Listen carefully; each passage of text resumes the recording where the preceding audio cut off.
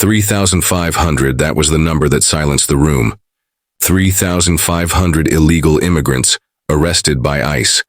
Since President Trump returned to the White House, when the press asked Karoline Leavitt how many of them had a criminal record, she gave them a simple answer. All of them, because if you enter this country illegally, you are a criminal. But that wasn't the story the media wanted to tell. They wanted you to believe these were victims that Trump was launching an attack on immigrants. So what was the truth? Listen to the White House press briefing today and decide for yourself. The press briefing room was packed. Karoline Leavitt stood at the podium, cameras rolling, the hum of whispered speculation filling the air, rows of reporters. Lean forward, pen snapping against notepads, eyes sharp with the anticipation of a feeding frenzy. They weren't just here to ask questions. They were here to rip her apart. Every major network had sent their best attack dogs, eager to paint the administration as heartless, reckless, dangerous. The tension was thick, the kind that always preceded a clash.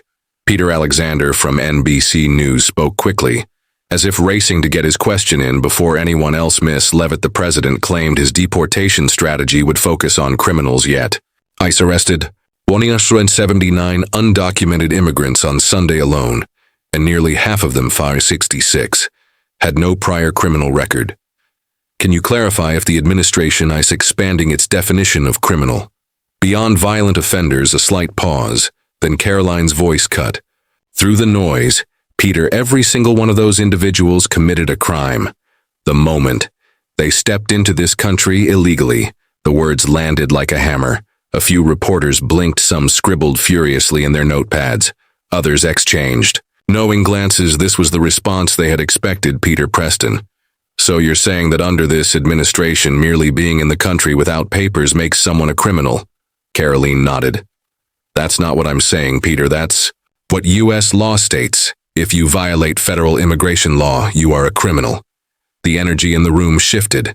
Some journalists smelled blood. Others braced for impact. Caitlin Collins from CNN jumped in, her voice sharp. But Miss Leavitt, the previous administration emphasized prioritizing dangerous offenders, drug dealers, gang members. Are you now saying that all undocumented immigrants will be subject to deportation regardless of whether they have a violent criminal record? Karoline exhaled slowly. She had been expecting this. Two things can be true at the same time. President Trump has made it clear that removing violent criminals is a priority. That does not mean others who have broken federal law get a free pass. Why should we wait for someone to commit a heinous crime before we enforce the law? The pushback was immediate. A voice from the back challenged her. So you're saying every single one of the 3,500 detained by ICE are criminals? Karoline turned, her tone unwavering by legal definition. Yes, I know that makes some of you uncomfortable, but the law is the law. And unlike the previous administration, this president actually enforces it. A sharp murmur rippled through the room. Journalists whispered, exchanged glances, fingers tapped furiously on keyboards as tweets flew out. In real time, a reporter raised their voice. Miss Leavitt, some of these individuals have lived in the U.S. for decades. They have families, jobs.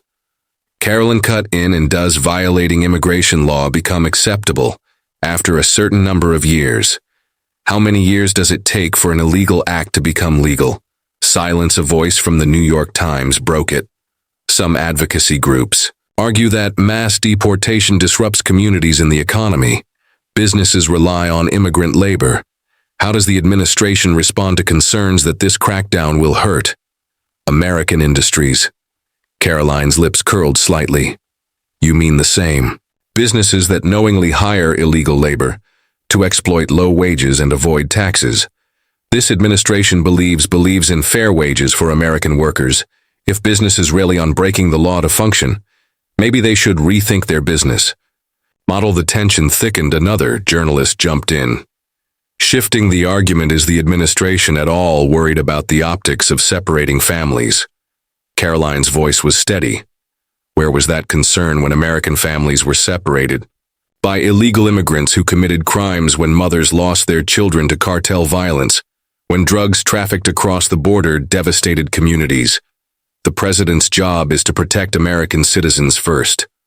The murmur grew louder. The press. Poole scrambled for another angle. Miss Leavitt, is the administration prepared for legal challenges? There's been talk of lawsuits to stop mass deportations. She leaned forward slightly, her tone deliberate. The president is fully prepared for legal battles. But let's be clear. Enforcing federal law isn't optional. It's what the American people elected him to do. The room went still for a moment. Some reporters,